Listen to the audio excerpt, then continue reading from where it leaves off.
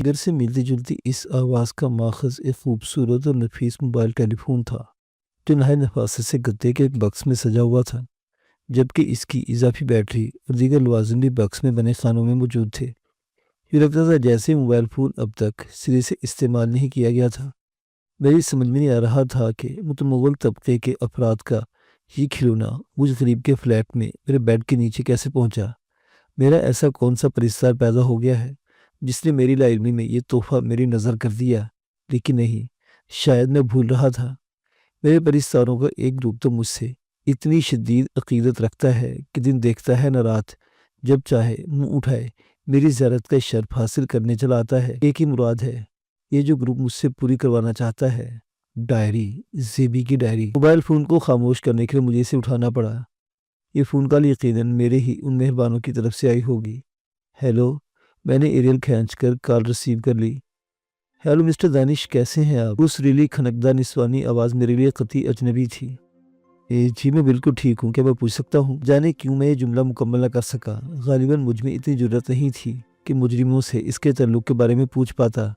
पूछिए, आप क्या पूछना चाहते हैं? चलिए मैं खुद बता देती हूँ। मेरा नाम डोली, आपसे रब्ता कायम करने की जिम्मेदारी मुझे सौंपी गई है। लेकिन ये मोबाइल फ़ोन ये यहाँ कैसे पहुँचा? इसे हमारी दोस्ती की निशानी समझकर कबूल कर लें, फिक्र न करें, इसका बिल आपको अदा नहीं करना पड़ेगा। हम अपने दोस्तों को किसी उलझन में मुब्तला करने पर यकीन नहीं रखते, लेकिन ये चक्कर आखिर कब ख़त्म होगा? आप लोग कब तक मेरे घर में घुसकर मेरा सुकून बर्बाद करते रहेंगे? आप लोग क्यों नहीं? आप यकीनन बहुत बड़ी गलतफहमी का शिकार है मिस्टर दानिश। डोली ने नर्म लहजे में मेरी बात काट दी। ये मोबाइल फ़ोन आप तक पहुँचाने के अलावा हमने आपकी ज़ाती ज़िंदगी में कोई मुदाखलत नहीं की है। लेकिन वो 4 निकाबपोश, हमने वो मसला भी जड़ से ख़त्म कर दिया। आपके फ्लैट से कुछ आगे जीप में जो 4 लाशें मौजूद हैं, वो उन्हीं 4 बदमाशों की है जो आपसे हाथापाई करने के अलावा आपको जान से मार देने की धमकी देते रहते थे। ये 2-2 टक्के के उचक्के अपनी हद से आगे बढ़ने लगे थे। ये चारों आपको अगवा करने के इरादे से आए थे। मजबूरन इन्हें अगले जहां रवाना करना पड़ा। लेकिन क्यों? आप लोगों ने ये इंतहाई कदम क्यों उठाया? क्या दुश्मनी थी इन सब से आपकी? मैंने हैरानी से पूछा। ये तो मामला ही कुछ और निकल आया था। इनसे दुश्मनी ना से ही आपसे दोस्ती तो है ना, और हम अपने दोस्तों को परेशान करने वालों से बहुत बुरा सलूक करते हैं। वैसे भी वो लोग हमारी दोस्ती की राह में रुकावट बनते जा रहे थे। इन लोगों के मुतालबे से तो मैं वाकिफ़ हूँ। आपके क्या मुतालबा है, और अगर वो मुतालबा भी पूरा न कर सकूँ तो आप लोग मेरा क्या हशर करने का इरादा रखते हैं? सूरत हाल किसी कदर वाज़ेह हो चली थी। मेरी बात सुनकर डोली ने ज़ोरदार कहका लगाया। अरे भाई, आप परेशान क्यों हो रहे हो? हम खुशगवार माहौल में मामला तय करने पर यकीन रखते हैं। इन थर्ड क्लास गुंडों की तरह मारपीट और धमकी जैसे घटिया हथकंडे इस्तेमाल करना हमारी पॉलिसी के ख़िलाफ़ है। आप हमसे ताउन करें, हम आपसे ताउन करेंगे, बस इतनी सी बात है। आप कम अज़ कम बताएं तो सही, आप मुझसे किस किस्म का ताउन चाहती हैं? मेरे लहजे में हल्की सी तलखी आ गई थी, लेकिन डोली ने कोई नोटिस लिए बगैर गुफ्तगू का दोस्ताना अंदाज बरकरार रखा। हमें वो डायरी चाहिए जो ज़ेबी ने आपके हवाले की थी। इसके बदले में हम आपको मुँह मांगी रकम दे सकते हैं। मैं ये सुनकर बेइख्तियार अपने सर के बाल नोचने पर मजबूर हो गया। जी चाहा कि मोबाइल फ़ोन उठाकर पूरी कुव्वत से दीवार पर दे मारूं। इधर मेरी हालत से बेखबर डोली बोले जा रही थी। आपके बैंक अकाउंट में 5 लाख रुपए जमा करा दिए गए हैं। डायरी मिलते ही 5 लाख रुपए मज़ीद डिपॉजिट कर दिए जाएंगे। अगर आप मुतमईन न हो तो रकम में इजाफा भी किया जा सकता है। 10 लाख रुपए। मुझे अपना सर चकराता महसूस हुआ। इतनी बड़ी रकम इतनी आसानी से मेरे हवाले करने वाले कोई मामूली लोग नहीं हो सकते। यह ग्रुप पहले वाले ग्रुप से ज़्यादा ख़तरनाक और बासर लगता है। तभी तो पूरे 4 अफराद को इतनी आसानी से मौत के घाट उतार दिया गया है। इसका मतलब है ये लोग डायरी के हुसूल के लिए किसी भी हद तक जा सकते हैं। ये भी साफ ज़ाहिर है, अगर मैं डायरी के बारे में लाइल्मी का इजहार करूँ तो ये लोग मेरी बात पर हरगिज़ यकीन नहीं करेंगे। फिर मैं क्या करूँ, कहाँ जाऊँ? मैंने किसी डायरी की शक्ल भी नहीं देखी है। हमें मालूम है आप वो डायरी पूरी तौर पर हमारे हवाले नहीं कर सकते। इसे आपने शायद किसी बहुत ही महफूज जगह छुपा रखा है। खैर, हमें कितनी जल्दी भी नहीं। आप इत्मीनान से अपनी सहूलत के मुताबिक वो डायरी हासिल करें। उसके बारे में मैं खुद आपसे वक्तन फ़वक्तन रब्ता कायम करती रहूँगी। जब डायरी आपके पास आ जाए तो आप मुझे बता दें। उसी रोज़ आपके बाकी 5 लाख रुपए आपके बैंक अकाउंट में जमा हो जाएंगे। इसके बाद वो डायरी हम आपसे हासिल कर लेंगे। अगर मैं कहूँ कि वो डायरी मेरे पास नहीं है तो? अपनी पूरी बात किए बगैर खामोश हो गया। ڈولی کے لیے میرا جواب شاید غیر متوقع نہیں تھا۔ تو ہم سمجھیں گے کہ آپ ہمارے پیکیج سے پوری طرح مطمئن نہیں، لہٰذا اس معاملے پر مزید بات ہونی چاہیے۔ فکر نہ کیجیے، اس معاملے میں آپ کو کھل کر اپنے مطالبات پیش کر سکتے ہیں۔ رقم کے آخر میں غیر معمولی اضافے کے علاوہ آپ کو ہر قسم کی سیکورٹی بھی مہیا کی جا سکتی ہے۔ کسی اعلیٰ سرکاری عہدے پر آپ کو تعینات کیا جا سکتا ہے۔ اگر آپ چاہیں تو آپ کو دنیا کے کسی بھی ملک میں سیٹل کرایا جا سکتا ہے۔ اس کا مطلب ہے، اچھا یہ بتائیں، اگر میں وہ ڈائری کسی سرکاری ایجنسی کے حوالے کر دوں تو میرا خیال تھا کہ میری بات سن کر اسے غصہ آ جائے گا، لیکن ڈولی کے لہجے کی مٹھاس میں قطعاً کمی نہ آئی۔ اس طرح تو ہمارا کام اور بھی آسان ہو جائے گا، ہم کھل کر ڈیلنگ کر سکیں گے۔ البتہ اس طرح آپ کو صرف 5 لاکھ پر ہی اکتفا کرنا پڑے گا۔ ہمیں امید ہے کہ آپ خواہ میں اپنا نقصان نہیں کرنا چاہیں گے۔ آپ اچھی طرح سوچ سمجھ کر فیصلہ کریں۔ میں 2 دن بعد اسی وقت آپ سے پھر رابطہ قائم کروں گی۔ Good bye and good night. خاصی دیر تک خالی نظروں سے موبائل فون کو گھورنے کے علاوہ کچھ نہ کر سکا۔ اس نئی آفت نے میرا دماغ معوف کر ڈالا تھا۔ میں خود کو ایک ایسی مکھی محسوس کر رہا تھا جو مکڑی کے جال میں پھنسی نہایت بے بسی اور لاچاری کے عالم میں اپنی انجام کی منتظر ہو۔ میری سمجھ میں نہیں آ رہا تھا کہ اس مصیبت سے کس طرح جان چھڑانے کے لیے کیا کروں۔ ان لوگوں کو زیادہ دیر ٹالنا ممکن نہیں تھا۔ اس کے بعد ان کے چہرے پر دوستانہ مسکراہٹ کا نقاب اتر جاتا اور اس کے بعد خاصی سوچ بچار کے بعد میں ایک فیصلے پر پہنچ گیا۔ اس کے علاوہ میرے لیے کوئی راستہ بھی تو باقی نہیں بچا تھا۔ مجھے ان لوگوں کی نظروں سے اوجھل ہونا ہے۔ ابھی اور اسی وقت میرے گھر کی نگرانی تو یقیناً ہو رہی ہوگی، لیکن ابھی انہیں خوش فہمی ہوگی کہ بالآخر ان کی بات مان لوں گا، لہٰذا وہ اتنے زیادہ الرٹ نہیں ہوگے۔ اگر قسمت نے ساتھ دیا تو ان کی نظروں سے بچ کر نکل سکتا ہوں۔ میں فوراً ہی حرکت میں آ گیا۔ ایک چھوٹے بیگ میں 2-3 جوڑے ٹھونسے اور فلیٹ پر ایک حسرت بھری نگاہ ڈال کر دروازے پر پہنچ گیا۔ آدھی سے زیادہ رات گزر چکی تھی۔ بلڈنگ پر سناٹا طاری تھا۔ بلڈنگ میں رہ کر تو میری نگرانی ممکن نہ تھی۔ شکاری یقیناً بلڈنگ کے باہر میری طاق میں بیٹھے ہوں گے۔ میں بے آواز قدموں سے چلتا زینے تک پہنچ گیا۔ میرا فلیٹ 2nd فلور پر تھا، جبکہ اس بلڈنگ کی ٹوٹل 5 منزلیں تھیں۔ زینے پر پہنچ کر نیچے اترنے کے بجائے اوپری منزل کی جانب چل پڑا۔ ایسے میں بلڈنگ میں رہنے والا کوئی شخص مجھے دیکھ لیتا تو یقیناً شک میں پڑ جاتا کہ اتنی رات کے میں کس سے ملنے اوپری منزلوں کی طرف جا رہا ہوں۔ لیکن خوش قسمتی سے میرا کسی سے سامنا نہیں ہوا اور میں بلڈنگ کی چھت پر پہنچ گیا۔ کھلی چھت پر سرد ہوا کے جھپیڑے کھاتا میں تیز قدموں سے آگے بڑھتا چلا گیا، حتیٰ کہ بلڈنگ کا آخری سرا آ گیا۔ یہاں سے ایک اور زینہ نیچے اتر رہا تھا۔ میں ایک بار پھر نیچے اترنے لگا، حتیٰ کہ میں 1st فلور پر پہنچ گیا۔ حسب توقع یہاں بھی مکمل سکوت طاری تھا۔ میں پنجوں کے بعد چلتا راہداری کے سرے پر موجود بالکونی میں پہنچ گیا۔ بالکونی کی گریل میں حسب معمول چھوٹا سا تالا لگا ہوا تھا۔ اس تالے کا علاج میں اپنے ساتھ دے کر آیا تھا۔ میں نے 1.5 فٹ لمبی مضبوط سلاخ تالے میں پھنسائی اور ہلکا سا جھٹکا دیا۔ میری توقع کے عین مطابق ہلکے سے جھٹکے نے ہی کام دکھایا اور تالا ٹوٹ گیا۔ بالکونی کی زمین سے بلندی 10-12 فٹ کے لگ بھگ رہی ہوگی۔ میں بالکونی سے لٹکا تو زمین میرے پاؤں سے محض 10 فٹ کے فاصلے پر رہ گئی۔ میں نے ایک ہلکورا لیا اور بالکونی کی گرل چھوڑ دی۔ ہلکے سے دھماکے کے ساتھ میں پختہ فرش پر کود گیا۔ بلڈنگ کے سامنے کے حصے کی جانب جانے کا سوال ہی پیدا نہیں ہوتا تھا۔ میں 90 تلے خاموش قدموں سے بلڈنگ کے عقبی حصے کی جانب چل پڑا۔ ہماری بلڈنگ کے عقبی پلانٹ میں خاصے عرصے سے ایک طویل اور اس بلڈنگ زیر تعمیر تھی۔ نامعلوم وجہ سے پچھلے کچھ عرصے سے تعمیری کام بند تھا۔ اگر میں اس بلڈنگ میں گھس کر دوسری طرف نکل جاتا تو پھر میرے لیے خطرہ باقی نہ رہ پاتا۔ اپنی بلڈنگ کی عقبی دیوار پھلانگنے کے لیے مجھے ایک بانس کا سہارا لینا پڑا۔ تعمیراتی سامان سے بچتا بچاتا میں زیر تعمیر بلڈنگ کے سامنے والے حصے میں پہنچا تو بلڈنگ کے چوکیدار سے ٹکراتے بچا۔ وہ نیم تاریک راہداری کے عین وسط میں چارپائی بچھائے خواب خرگوش کے مزے لے رہا تھا۔ اس کی بھاری بھرکم لاٹھی چارپائی کی پانچی سے ٹیک لگائے کھڑی تھی۔ اگر میں عین موقع پر سنبھلنا بتاتا تو لاٹھی سے الٹ کر سیدھا چوکیدار پہ جا پڑتا۔ بلڈنگ سے باہر قدم رکھنے سے پہلے میں نے اچھی طرح اطمینان کر لیا کہ اندھیری سڑک پر کوئی خطرہ میرا منتظر نہیں، اس لیے ممکن حد تک محفوظ راستے کا تعین میں پہلے ہی کر چکا تھا۔ چوکیدار اور کتوں سے بچتا بچاتا کبھی تیز اور کبھی سست قدموں سے چلتا میں کچھ دیر میں ریلوے لائن پر پہنچ گیا۔ تب کہیں جا کر میں نے پہلی بار اطمینان کا سانس لیا۔ اگر کوئی غیر متوقع حادثہ راہ میں نہ آیا تو میں کچھ ہی دیر میں گلستان جوہر کی حدود سے نکل جاؤں گا۔ میں ریلوے لائن کے ساتھ ساتھ چلتا رہا۔ راستے میں کئی جگہ کتوں نے میرا خیر مقدم کیا، لیکن میں کسی نہ کسی طرح ان سے پیچھا چھڑا کر آگے بڑھتا رہا۔ راشد بنہاس روڈ کی کراسنگ سے ذرا پہلے میں نے راستہ بدلا اور یونیورسٹی روڈ پر نکل آیا۔ میں چہل قدمی کے انداز میں آگے بڑھ رہا تھا۔ ایسے میں مجھے دیکھنے والا یہی اندازہ لگاتا ہے کہ میں یونیورسٹی کا ایسا اسٹوڈنٹ ہوں جو ٹرین لیٹ ہو جانے کے باعث اتنی رات کے اپنے کیمپس کی طرف لوٹ رہا ہے۔ خوش قسمتی سے ابوالحسن اصفہانی روڈ تک پہنچتے پہنچتے مجھے پولیس کی کسی موبائل کا سامنا نہیں کرنا پڑا۔ نائمہ تیسری دستک پر بیدار ہوئی، البتہ میری آواز پہچاننے میں اسے ایک لمحہ بھی نہ لگا۔ ارے آپ آئیے آئیے۔ بکھرے بالوں اور خمار آلود آنکھوں نے اس کے حسن میں ایک عجیب سا نشہ پیدا کر دیا تھا، جانے کون سا ایسا سہانا سپنا دیکھ رہی تھی۔ ارے آپ کے شانے پر یہ بیگ کیسا ہے؟ کہ کہیں جا رہے ہیں آپ؟ اس نے معصومیت بھرے لہجے میں پوچھا۔ میں نے اس بات میں سر ہلا دیا، ابھی تو نہیں، البتہ صبح سویرے مجھے سفر پر روانہ ہونا ہے۔ لیکن اس طرح اچانک؟ چند گھنٹے تو پہلے آپ پہ ایسا کوئی ارادہ نہیں تھا، کیا کوئی ایمرجنسی آن پڑی ہے؟ ایسا ہی سمجھ دیں۔ بہرحال مجھے صبح سویرے شالیمار ایکسپریس کے ذریعے لاہور روانہ ہونا ہے۔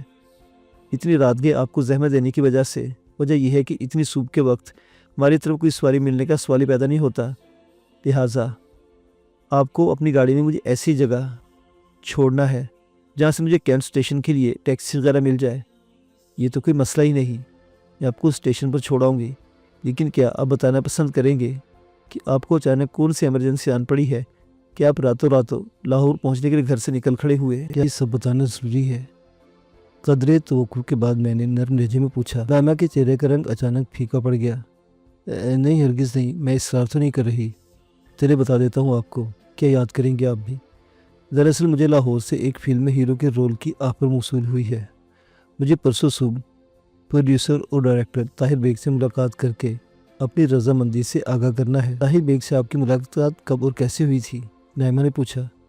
چندہ پہلے جب اپنی حال ہی میں ریلیز ہونے والی فلم کی شوٹنگ کے سلسلے میں کراچی آئے ہوئے تھے، میں اپنے ایک دوست کے ساتھ ایک کام کے سلسلے میں ایسٹر اسٹوڈیو گیا ہوا تھا۔ وہیں طاہر بیگ نے مجھے دیکھا اور کہا کہ اگر میں فلموں میں کام کرنے میں دلچسپی رکھتا ہوں تو وہ اپنی اگلی فلم میں مجھے چانس دے سکتے ہیں۔ میں تو سمجھا تھا کہ وہ کسی چھوٹے موٹے سپورٹنگ رول مجھے سائن کرنے کا ارادہ رکھتے ہیں، لیکن ابو نے خط بھیجا ہے کہ اگر میں ہیرو کا رول چاہوں تو فوری طور پر لاہور پہنچوں۔ یہ خط آپ کو کب ملا؟ نائمہ جانے کیوں اتنے تجسس کا مظاہرہ کر رہی تھی۔ بھئی آپ کے پاس سے گھر پہنچا تو خط میرا منتظر تھا، کیا وہ خط مجھے دکھا سکتے ہیں؟ نائمہ کے لہجے میں طنز کی ہلکی سی جھلک تھی۔ اس غیر متوقع سوال نے مجھے گڑبڑانے پر مجبور کر دیا۔ جی وہ تو میرے گھر پر ہے، لیکن آپ یہ سب کچھ کیوں پوچھ رہی ہیں؟ کہ آپ کو شک ہے کہ میں جھوٹ بول رہا ہوں؟ میں نے قدرے تیز لہجے میں کہا۔ شک نہیں بلکہ یقین ہے کہ آپ کا کہا ہوا ایک ایک لفظ غلط بیانی پر مبنی ہے۔ میری سمجھ میں یہ نہیں آ رہا کہ آپ مجھے بیوقوف بنانے پر کیوں تلے ہوئے ہیں۔ کیا مطلب؟ میں سمجھا نہیں، آپ کہنا کیا چاہتی ہیں؟ چوری پکڑے جانے پر میں شدید خفت محسوس کر رہا تھا، جانے مجھ سے کہاں غلطی ہوئی تھی۔ آپ کی اطلاع کے لیے عرض ہے کہ میں فلمی دنیا کے بہت سے لوگوں سے گہری واقفیت رکھتی ہوں، انہیں لوگوں میں طاہر بیگ بھی شامل ہے۔ طاہر بیگ جب بھی کراچی آتا ہے پہلی فرصت میں مجھے فون کرتا ہے۔ وہ ایک مدت سے یہ ضد کر رہا ہے کہ میں اس کی فلم میں ہیروئن کا رول قبول کر لوں، لیکن میں اس کی آفر قبول کرنے سے مسلسل انکاری ہوں۔ بہرحال میں آپ کی معلومات میں صرف اتنا اضافہ کرنا چاہتی ہوں کہ طاہر بیگ کی تازہ ریلیز شدہ فلم کی تمام پرتر شوٹنگ ترکی میں ہوئی تھی۔ اس فلم کی تکمیل کے فوراً بعد وہ اگلی فلم کی لوکیشن دیکھنے ماریشس چلا گیا، جہاں سے ابھی تک نہیں لوٹا، اور نہ ہی اگلے 2 ماہ تک اس کی واپسی کی امید ہے، کیونکہ وہ انگلینڈ سے اپنے دل کا بائی پاس کرانے کے بعد پاکستان لوٹے گا۔ اب آپ یہ بتائیے کہ جب وہ سال بھر سے کراچی آیا ہی نہیں تو آپ سے اس کی ملاقات کیسے ہو گئی، اور کیا اس نے ماریشس سے خط لکھ کر آپ کو لاہور بلایا ہے؟ میری سمجھ میں نہیں آ رہا تھا کہ کن الفاظ میں اپنی صفائی پیش کروں۔ نائمہ تو نے کوئی گنجائش نہیں چھوڑی تھی۔ مجھے کیا پتا تھا کہ وہ میری تخلیق کردہ کہانی کو اس قدر بے رحمی سے بخیہ ادھیڑ ڈالے گی۔ ذرا بھی اندازہ ہو جاتا تو میں کوئی اور زیادہ قابل قبول کہانی تیار کرتا۔ میں اس غلط بیانی کے لیے آپ سے معافی چاہتا ہوں۔ آپ میرے لیے جو چاہے سزا تجویز کر سکتی ہیں۔ میں نے مجرموں کی طرح ہاتھ باندھ کر سر جھکا دیا۔ نائمہ کے چہرے پر مسکراہٹ لوٹ آئی۔ آپ کی اس تفصیلی جھوٹ کی سزا یہ ہے کہ آپ اب اصل بتائیں گے، بغیر کسی ملاوٹ اور مرچ مسالے کے۔ آپ پر اچانک کون سی ایسی آفت آن پڑی ہے کہ اندھیرے اجالے میں ٹھوکریں کھانے کے لیے اتنی رات کو گھر سے نکل پڑے؟ گفتگو ایسا رخ اختیار کر گئی تھی کہ میری زبان بند رکھنا تقریباً ناممکن ہو گیا۔ نہ چاہتے ہوئے بھی مجھے نائمہ کو اعتماد میں لینا پڑا۔ میں نے اسے اپنے کراچی سے آنے سے لے کر تازہ ترین واقعات تک سب کچھ اسے بتا دیا۔ وہ سخت حیرانی کے عالم میں میرا منہ دیکھ رہی تھی۔ آپ تو واقعی بہت خطرناک چکر میں پھنس گئے۔ معاملہ کچھ زیادہ ہی گمبھیر معلوم ہوتا ہے۔ اگر زیبی کی ڈائری آپ کے پاس ہوتی تو میں آپ کو یہ مشورہ دیتی کہ یہ ڈائری ان لوگوں کے حوالے کر کے اپنی جان چھڑائیں، لیکن خیر ویسے اگر آپ میری بات مانیں تو میں آپ کو یہ مشورہ دوں گی کہ لاہور جانے کے بجائے آپ کراچی ہی میں کہیں روپوش ہو جائیں۔ یہ آپ کا جانا پہچانا شہر ہے، یا آپ کے دوست اور مددگار آپ کی مدد کے لیے موجود ہیں۔ لاہور کراچی کی نسبت چھوٹا شہر ہے، آپ کے لیے قطعاً اجنبی اور نامانوس بھی۔ ایسے میں قدم قدم پر سخت مشکلات کا سامنا کرنا پڑے گا، جبکہ آپ کے یہاں سے غائب ہونے کی صورت میں ان لوگوں کا پہلا خیال یہی آئے گا کہ آپ کراچی سے فرار ہو کر کسی اور شہر چلے گئے ہیں۔ اس طرح دیگر شہروں خصوصاً لاہور میں بھی آپ کی تلاش زور و شور سے شروع ہو جائے گی۔ آپ وہاں زیادہ عرصہ ان کی نظر سے پوشیدہ نہیں رہ سکیں گے۔ لیکن میں تو کراچی میں بھی ایسی جگہ سے واقف نہیں ہوں یا کچھ عرصے پوشیدہ رہ کر صورتحال میں کسی تبدیلی کا انتظار کر سکوں، میں نے بے چارگی سے کہا۔ نائمہ نے میرا شانہ تھپتھپا کر کہا، یہ معاملہ آپ مجھ پر چھوڑ دیں، میں آپ کو ایسی جگہ لے چلوں گی جہاں کوئی آپ کے سائے تک بھی نہیں پہنچ سکے گا۔ بس آپ کو اپنی طبیعت پر جبر کرنا پڑے گا، وہ تو میں کر لوں گا، لیکن میری نوکری کا کیا بنے گا؟ اتنی اچھی نوکری مجھے بار بار تو نہیں ملنے سے رہی۔ میں نے مایوسی سے بھرپور لہجے میں کہا، کمال ہے بھائی، ادھر آپ کی زندگی خطرے میں ہے اور آپ کو نوکری کی فکر ہوئی ہے۔ آپ زندہ رہیں گے تو نوکری کریں گے نا۔ پھر بھی میرے اس طرح اچانک غائب ہو جانے سے پرنسپل صاحب سخت پریشان ہو جائیں گے، وہ مجھ پر بہت شفقت کرتے ہیں۔ اب ایسا کیجیے کہ پرنسپل صاحب کو فون کر کے بتا دیں کہ آپ کو نہایت اہم ذاتی کام سے اچانک اپنے گھر جانا پڑ رہا ہے، لہٰذا کم از کم مہینہ بھر کی چھٹیاں دے دیں۔ اگر وہ آپ کی درخواست منظور کرے تو ٹھیک، ورنہ فی الحال اس کے علاوہ کوئی متبادل صورتحال بھی نہیں۔ میرے اس طرح اچانک غائب ہو جانے سے کاشف بھی پریشان ہو جائے گا، لیکن میں اسے تمام معاملے سے لائن رکھنا چاہتا ہوں۔ وہ تو ویسے بھی ان دنوں شدید الجھنوں میں گرفتار ہے۔ جیسی آپ کی مرضی، نائمہ نے شانے جھکا کر کہا۔ صبح ہونے میں کئی گھنٹے باقی ہیں، ہم سورج طلوع ہونے سے پہلے روانہ ہوں گے۔ تب تک آپ اپنی نیند پوری کر سکتے ہیں، میں تو پہلے ہی خاصی چست سو چکی ہوں، مجھے بھی نیند نہیں آ رہی۔ آپ چائے بنائیں، باقی وقت ہم گپ شپ میں گزاریں گے۔ بھلا اس سے اچھی بات کیا ہو سکتی ہے؟ اگلے چند گھنٹے بے حد خوشگوار ماحول میں گزرے۔ نائمہ نے میری فرمائش پر کئی غزلیں سنائی، وہ واقعی بہت سریلی آواز کی مالک تھی۔ محفل میں سازوں کے ساتھ تو وہ قیامت ڈھا دیتی ہوگی۔ میں نے اسے بچپن کی شرارتوں سے بھرے دور کے متعدد دلچسپ واقعات سنائے۔ وہ ہنستے ہنستے لوٹ پوٹ ہوئی جا رہی تھی۔ میں نے کہیں پڑھا تھا کہ ہنستے ہنستے آنکھوں سے آنسو آ جانا پرخلوص ہونے کی نشانی ہے۔ اس لحاظ سے نائمہ کا پرخلوص شک و شبے سے بالا تر تھا۔ وقت گزرنے کا پتہ ہی نہ چلا، حتیٰ کہ ہمارا روانہ ہونے کا وقت آن پہنچا۔ صبح کی روشنی پھیلنے میں خاصی دیر تھی۔ دھند اور سرد ہواؤں کے باعث سڑکوں پر ٹریفک نہ ہونے کے برابر تھا۔ اس کے باوجود میں نے اپنا چہرہ انہی اسکارف میں اچھی طرح لپیٹ رکھا تھا۔ نائمہ خاصی تیز رفتاری سے گاڑی چلا رہی تھی۔ نیبا چرنگی پر پہنچ کر اس نے حسن اسکوائر کی طرف جانے کے بجائے شارع فیصل کی جانب گاڑی بڑھا دی۔ میرے دل کی دھڑکن تھوڑی سی تیز ہو گئی۔ ہم گلستان جوہر کے پاس سے گزرنے والے ہیں۔ میرے فرار کا راز فاش ہونے کی صورت میں وہ لوگ شکاری کتوں کے امانت مجھے تلاش کرتے پھر رہے ہوں گے۔ کون جانے وہ راشد بن ہاس روڈ پر بھی نگاہیں جمائے بیٹھے ہوں۔ کاش میرے پاس کوئی ہتھیار ہوتا۔ آپ اسے اپنے پاس رکھ لیں، اسے استعمال کرنا تو جانتے ہیں نا آپ۔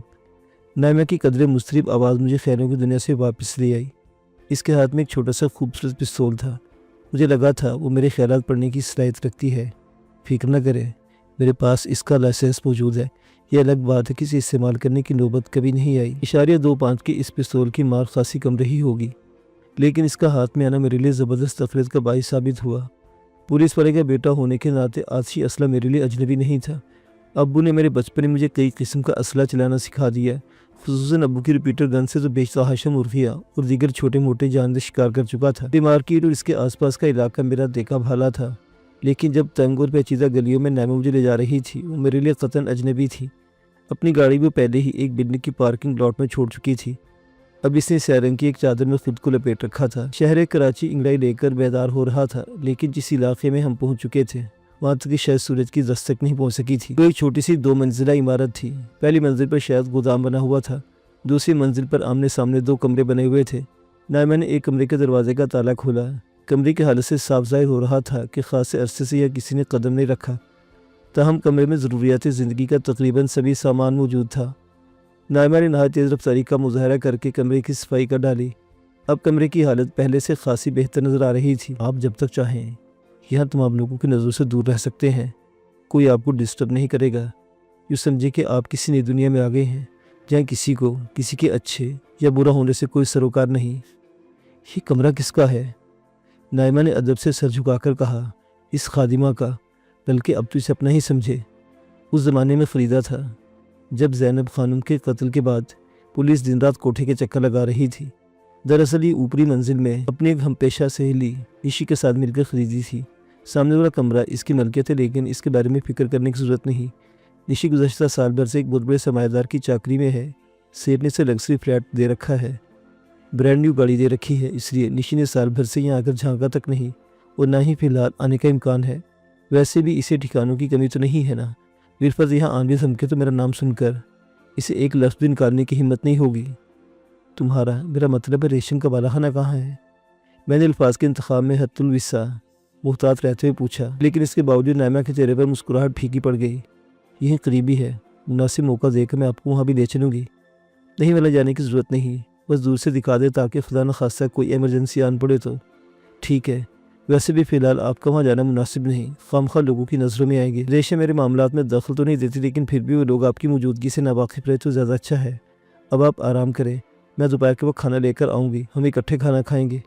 آپ زینے کے دروازے میں کنڈی لگا کر رکھیں اور صرف میری آواز سن کر دروازہ کھولیں۔ نائمہ کے جانے کے بعد میں نے سونے کی کوشش کی، لیکن رات بھر کا جاگا ہونے کے باوجود مجھے نیند نہ آ سکی۔ شاید اجنبی جگہ تھی، اجنبی بستر کی وجہ سے دماغ مسلسل سوچے جا رہا تھا، جانے کب تک اس کمرے کا قیدی بنے رہنا پڑے گا۔ کاش مجھے فلیٹ میں نہ پا کر سخت پریشان ہو رہا ہوگا، جانے کب تک دروازہ بجاتا رہا ہوگا۔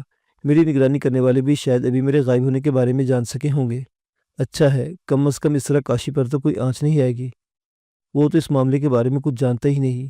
میری نگرانی کرنے والے سمجھ جائیں گے کہ میرے غائب ہونے میں کاشف کو کوئی تعلق نہیں۔ اچانک مجھے خیال آیا کہ مجھے اسکول فون کر کے چھٹی کے بارے میں کوئی بات کرنا ہے۔ بہتر ہے پرنسپل صاحب کے بجائے وائس پرنسپل صاحب سے بات کر لوں، اس طرح پرنسپل صاحب کے سوالوں کا سامنا کرنے سے بھی بچ جاؤں گا، اور اسکول پہنچنے پر کاشف تک بھی میرے اچانک گھر سے چلے جانے کی اطلاع پہنچ جائے گی۔ زبی کی ڈائری کی طلبگار بھی اتنی جلدی میری تلاش میں یہاں تک نہیں پہنچے ہوں گے۔ کمرے کے قفل کی کنجی نائمہ مجھے دے گئی تھی۔ میں نے دروازہ مقفل کیا اور اسکارف اچھی طرح لپیٹ کر زینے کے راستے گلی میں پہنچ گیا۔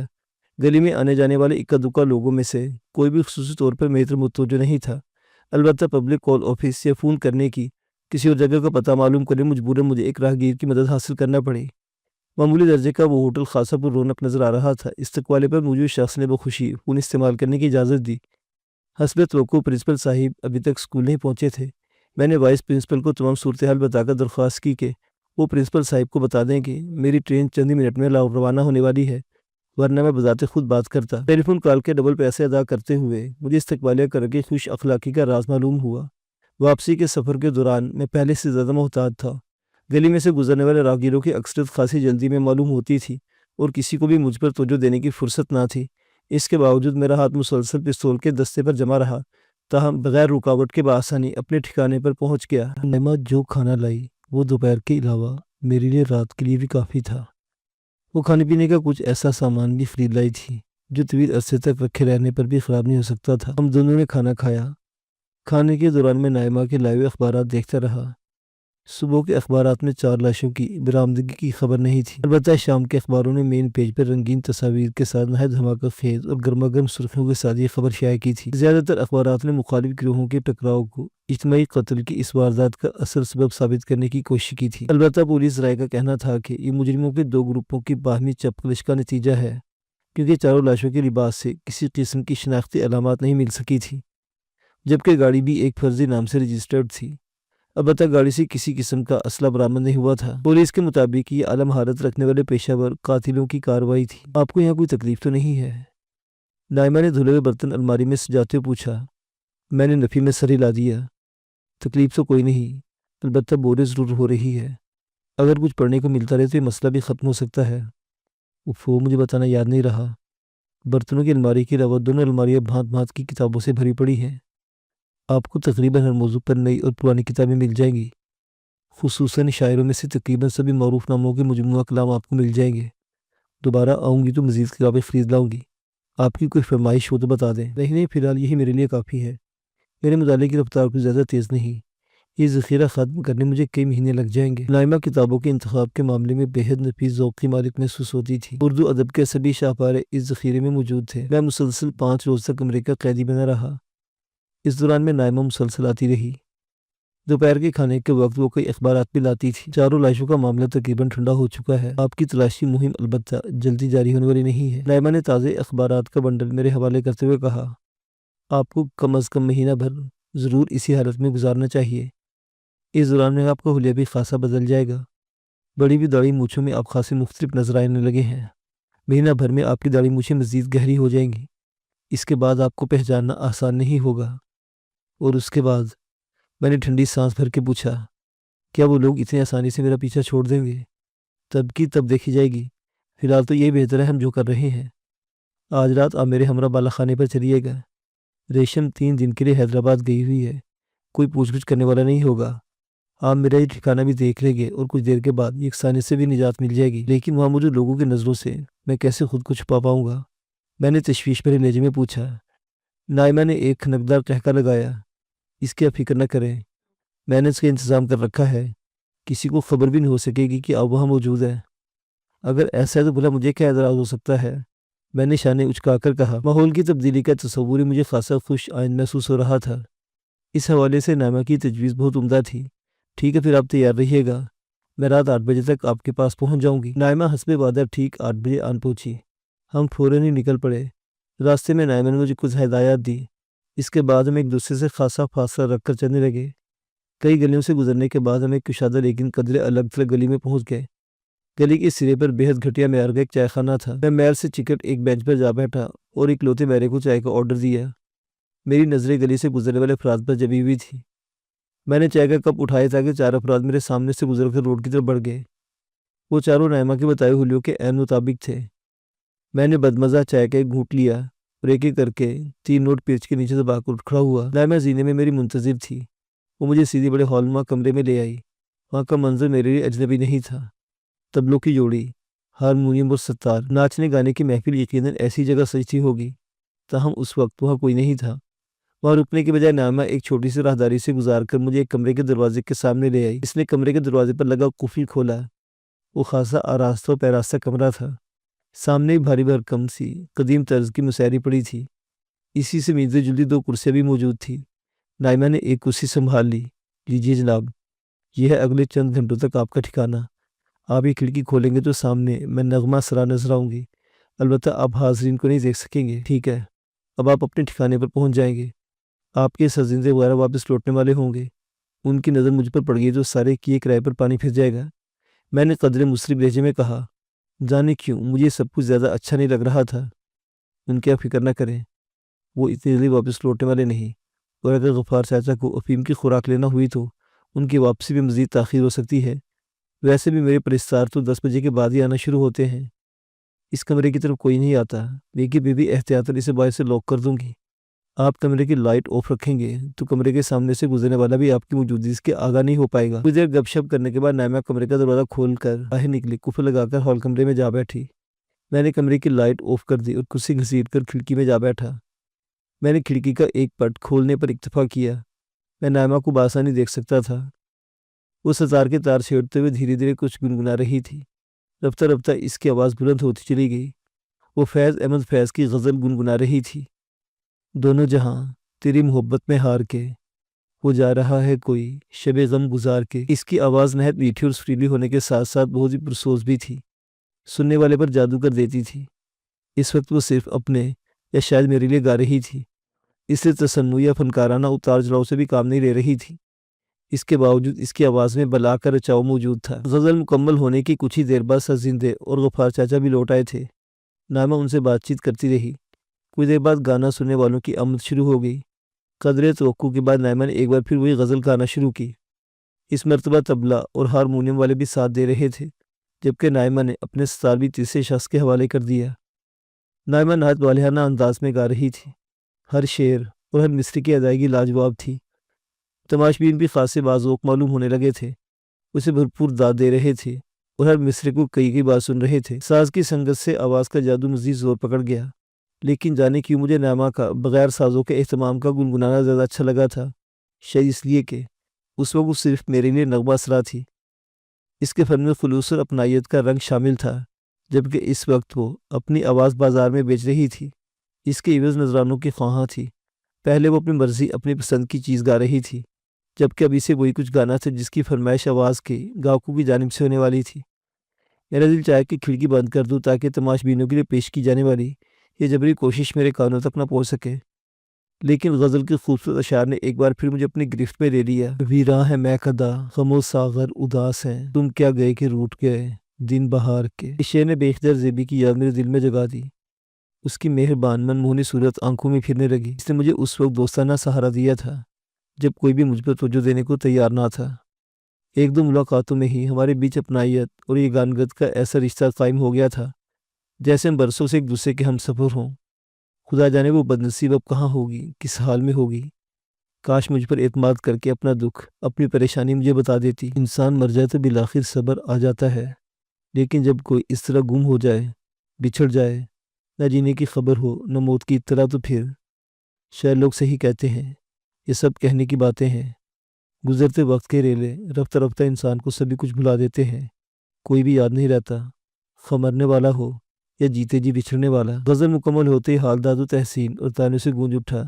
نائمہ جھک جھک کر شکریہ ادا کر رہی تھی۔ جو ہی حال میں سکون کی کیفیت بحال ہوئی، نائمہ نے ایک نئی غزل شروع کی۔ میں ایک بار پھر اس کے حسن انتخاب کی داد دیے بغیر نہ رہ سکا۔ ہم ہیں متا کوچاؤ بازار کی طرح، اٹھتی ہے ہر نگاہ خریدار کی طرح۔ خوبصورت آواز اور عمدہ شاعری کا امتزاج ایک بار پھر رنگ جمانے لگا کہ ایک کراری لیکن تہذیب سے آری آواز نے نائمہ کو خاموش ہو جانے پر مجبور کر دیا۔ نائمہ بھائی، یہ غزل تو تم سناتی رہتی ہو، اب کسی فلم کا اچھا سا گانا بھی سناؤ نا، آگے ہمارا بھی ٹائم پاس ہو جائے۔ بد ذوقی سے بھرپور یہ فرمایا سن کر نائمہ کے چہرے پر ناگواری کے تاثرات ابھرے، لیکن قدرے توقع کے بعد اس نے غزل ادھوری چھوڑ کر ایک نئی فلم کا گانا شروع کر دیا۔ بددلی سے گایا گیا وہ گانا کم از کم مجھے تو قطعاً اچھا نہ لگا۔ شاید یہی کیفیت خود نائمہ کی بھی تھی۔ اس نے جیسے تیسے گانا مکمل کیا۔ اس مرتبہ اسے ملنے والی داد میں جوش و خروش کی خاصی کم گرمی تھی، قبل اس کے کہ وہ تماشبین کسی اور فلمی گانے کی فرمائش کر پاتا۔ نائمہ نے ایک نئی غزل شروع کر دی۔ کو بکو پھیل گئی بات شناسائی کی، اس نے خوشبو کی طرح میری پذیرائی کی۔ غزل کا پہلا شعر مکمل ہوتے بے ساختہ داد سے حال گونج اٹھا تھا۔ فضا میں چھائی بدمزگی دور ہو چکی تھی۔ نائمہ کے چہرے پر بھی مسکراہٹ لوٹ آئی تھی۔ اب وہ ایک بار پھر والہانہ جوش و جذبے سے گا رہی تھی۔ غزل کا ہر شعر، ہر مصرع سیدھا دل میں پیوست ہو رہا تھا۔ پروین شاکر کی یہ غزل مجھے ہمیشہ سے پسند تھی۔ خود نائمہ بھی اس غزل کی محبت میں گرفتار محسوس ہو رہی تھی۔ وہ ہر مصرعے کو کئی طرح ادا کر رہی تھی۔ کیسے کہہ دوں کہ مجھے چھوڑ دیا اس نے، بات تو سچ ہے مگر بات ہے رسوائی کی۔ اب مجھے احساس ہو رہا تھا کہ نائمہ کے اس بیان میں کس قدر صداقت تھی، کہ اس کے ایسے قدردانوں کی تعداد کم نہیں تھی جو صرف اس کا گانا سننے کے لیے بے اختیار چلے آتے ہیں۔ وہ واقعی جسے چاہتی اپنی آواز کے سحر میں جکڑ سکتی تھی۔ سینکڑوں بار پڑھی اور سنی ہوئی یہ غزل نائمہ کے لبوں سے کوئی آفاقی نغمہ بن کر سیدھی دل کی گہرائیوں میں جگہ بناتی محسوس ہو رہی تھی۔ ادھر حاضرین محفل بھی ایک مصرعے پر لوٹ پوٹ ہو رہے تھے۔ وہ کہیں بھی گیا لوٹا تو میرے پاس آیا، بس یہی بات اچھی ہے میرے ہر جائی کی۔ حسب معمول اس شعر کو بھی بے پناہ سراہا گیا۔ نائمہ نے دائیں ہاتھ پیشانی تک اٹھا کر آداب کیا اور شعر کا پہلا مصرع ذرا مختلف انداز میں دہرایا۔ وہ ابھی دوسرا مصرع ادا کرنے ہی والی تھی کہ ہال کمرے میں ایک بھاری اور گرجدار مردانہ آواز گونجی۔ تم نے صحیح کہا نائمہ جان، میں کہیں بھی چلا جاؤں بالآخر لوٹ کر تمہارے ہی پاس آؤں گا۔ نائمہ نے بے ساختہ چیخنے کے لیے منہ کھولا، لیکن پھر اس نے منہ پر ہاتھ رکھ لیا۔ اس کی آنکھیں شدید خوف اور حیرت سے پھٹی جا رہی تھی۔ وہ بمشکل خود کو بولنے کے قابل بنا سکی۔ اکرام تم؟ ابھی میں نے اس خوشگوار محفل کو درہم برہم کرنے والے شخص کو دیکھا۔ وہ نائمہ کے بالکل سامنے پہنچ چکا تھا۔ ہاں میں۔ تم کیا سمجھ رہی تھی اپنی جان بچانے کے لیے ہمیشہ کے لیے تم سے دور چلا جاؤں گا؟ نہیں نائمہ جان، میں تمہیں ہرگز نہیں بھول سکتا۔ تمہیں حاصل کرنا ہی میری زندگی کا واحد مقصد ہے۔ میں واپس لوٹ آیا ہوں تمہیں اپنے ساتھ لے جانے کے لیے، چلو میرے ساتھ۔ اس نے مضبوطی سے نائمہ کا ہاتھ تھام لیا۔ نائمہ کی چیخ سن کر جیسے میں سوتے سے جاگ اٹھا۔ وہ شخص اتنے لوگوں کے سامنے نائمہ کو اغوا کر رہا تھا، لیکن کوئی بھی اس کا راستہ روکنے کی کوشش نہیں کر رہا تھا۔ میرے ذہن میں غصے کا سرخ لاوا ابل پڑا۔ نہیں، میں ایسا نہیں ہونے دوں گا۔ میں زیبی کے بعد نائمہ کو بھی خود سے جدا نہیں ہونے دے سکتا تھا۔ میں برق رفتاری سے دروازے کی طرف بڑھا اور دروازے کی اندرونی زنجیر پر ہاتھ ڈال دیا۔ اچانک ایک بھیانک حقیقت میرے ذہن میں تازہ ہو گئی۔ نائمہ دروازے پر قفل لگا کر گئی تھی تاکہ کوئی کمرے میں میری موجودگی سے واقف نہ ہو سکے۔ قدیم طرز کا یہ بھاری بھرکم دروازہ میں کسی طرح نہیں توڑ سکتا تھا۔ نائمہ کی ایک اور چیخ میرے کانوں میں گونجی، لیکن میں کچھ نہ کر پایا سوائے بے بسی سے دروازے کو گھورنے کے۔ معزز سامعین و ناظرین، یہ داستان ابھی جاری ہے۔